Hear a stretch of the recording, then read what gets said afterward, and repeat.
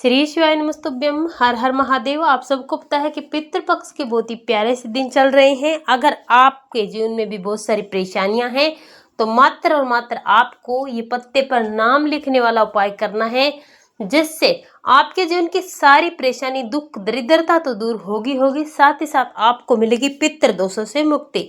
आप सबको पता है कि पूज्य गुरु जी की ऑनलाइन शिव महापुराण की कथा चल रही है, जिसमें पूज्य गुरु जी ने पान के पत्ते पर नाम लिखने वाला उपाय बताया है। पूज्य गुरु जी ने बताया कि कुछ करो या ना करो, लेकिन आपको पितृपक्ष के 16 दिनों में पितृ दोषों से मुक्ति के लिए, समस्याओं को दूर करने के लिए आपको ये उपाय जरूर करना चाहिए। अगर आपके जीवन में परेशानियां बहुत ज्यादा है, व्यापार नहीं चलता, कारोबार नहीं चलता, पितृ दोष है, घर में लड़ाई झगड़े हो रहे हैं, सफलता आपको नहीं मिल पा रही है, मनोकामना पूरी नहीं हो पा रही है, तो आपको ये उपाय जरूर करना चाहिए। पूज्य गुरुदेव जी की कथा से सुन करके, समझ करके आपको समझाने का पूरा प्रयास करूंगा। वीडियो में अंत तक बने रहें।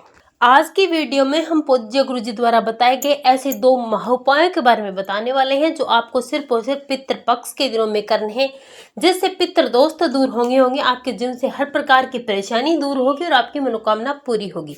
चलिए बात करते हैं पूज्य गुरु जी द्वारा बताए गए सबसे पहले उपाय की। इस उपाय के लिए आपको लेना है पान का पत्ता। पान का पत्ता सिर्फ और सिर्फ आपको 1 लेना है। इसी के साथ आपको लेनी है शक्कर या फिर चीनी, और इसी के साथ आपको लेना है कमलगट्टा। कमलगट्टा भी आपको 1 लेना है, और इसी के साथ आपको लेनी है सुपारी। 1 सुपारी आती है खाने वाली, वो आपको नहीं लेनी है। आपको लेनी है पूजा पाठ वाली सुपारी, और सुपारी आपको लेनी है 2।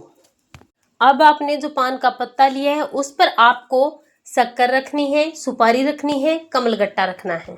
अब आपको इस पत्ते को उठाना है, चले जाना है अपने घर के मेन गेट पर, और प्रवेश करते समय राइट साइड की तरफ आपको रखना है। लेकिन ध्यान रखना, ये आपको बाहर की साइड नहीं रखना है, आपको अंदर की साइड रखना है। राइट साइड में जब आप प्रवेश करेंगे वहां पर रखना है आपको शाम के समय प्रदोष काल में। अपने पितरों का स्मरण करते आपको इसे रखना है, इसे हिलाना नहीं है। पूरी रात भर आपको इसे वहीं पर रखा रहने देना है। अब आप जब अगले दिन सुबह उठेंगे तब आपको स्नान करना है। उसके बाद इस पत्ते को जो कहते उठाना है सारी चीजों सहित, और चले जाना है आपके घर के आसपास नदी, तालाब, कुआं, बावड़ी जो भी है वहां पर जाना है, और उस नदी और तालाब में आपको इसे बहा देना है, प्रवाहित कर देना है अपने पितरों का स्मरण करते हुए। इसे प्रवाहित करते समय आपको अपना मुख रखना है साउथ डायरेक्शन, दक्षिण दिशा की तरफ। पान के पत्ते वाला उपाय अगर आपने पितृपक्ष के 16 दिनों में कर लिया तो इससे आपके पितृ प्रसन्न होंगे, पितृ दोष दूर हो जाएंगे, जिससे आपको सभी कार्यों में सफलता मिलेगी।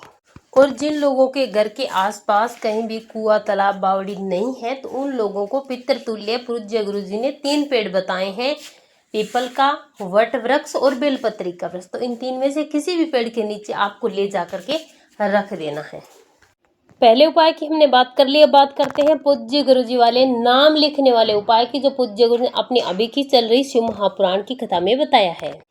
इस उपाय के लिए सबसे पहले आपको लेने हैं फूल। फूल आपको कोई भी फूल नहीं लेना है कि आपने कनेर का ले लिया, नहीं। आपको लेना है सिर्फ और सिर्फ सफेद फूल।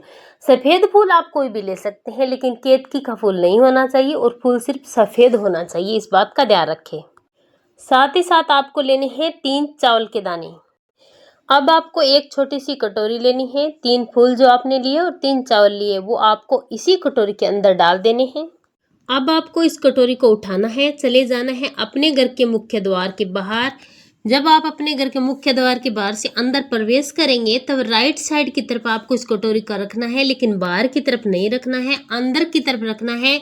इसे आपको शाम को प्रदोष काल के समय रखना है, और दूसरे दिन स्नान करने के बाद इसे उठाना है, लेकर चले जाना है महादेव के मंदिर में शिवलिंग के पास।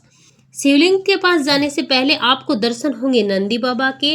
अब आपको नंदी बाबा का जो उठा हुआ पैर है उससे आपको ये 3 फूल और 3 चावल के दानों वाली कटोरी को स्पर्श कराना है। स्पर्श कराने के बाद इसे लेकर के आपको शिवलिंग के पास आना है, उत्तर दिशा की तरफ मुख करना है। जो चीजें आपकी कटोरी में है, 3 चावल के दाने और 3 फूल, इनको आपको एक एक करके महादेव की शिवलिंग पर सबसे छोटी पुत्री माँ अशोक सुंदरी के स्थान पर समर्पित कर देना है। लेकिन ध्यान रखना, समर्पित करते समय आपको महादेव की 3 बेटियों का नाम स्मरण करना है, जया, कला और धन्या।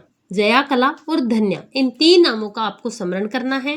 महादेव की 3 बेटियों का स्मरण करके आपको ये सारी चीजें माँ अशोक सुंदरी के स्थान पर समर्पित कर देनी है। इसके बाद आपको अपने पितरों का स्मरण करना है, क्षमा याचना करनी है, अपनी मनोकामना करनी है। पूज्य गुरु जी कहते हैं कि जो भी व्यक्ति पितृ पक्ष के 16 दिन में से किसी भी दिन अगर इस उपाय को कर लेता है, उस व्यक्ति के सारे पितृ दोष समाप्त हो जाते हैं, उसके पितरों को तृप्ति मिलती है, उसके घर में कभी संकट नहीं आते, कलह क्लेश बीमारी दूर हो जाती है और धन की प्राप्ति होती है, व्यापार और कारोबार की वृद्धि होती है।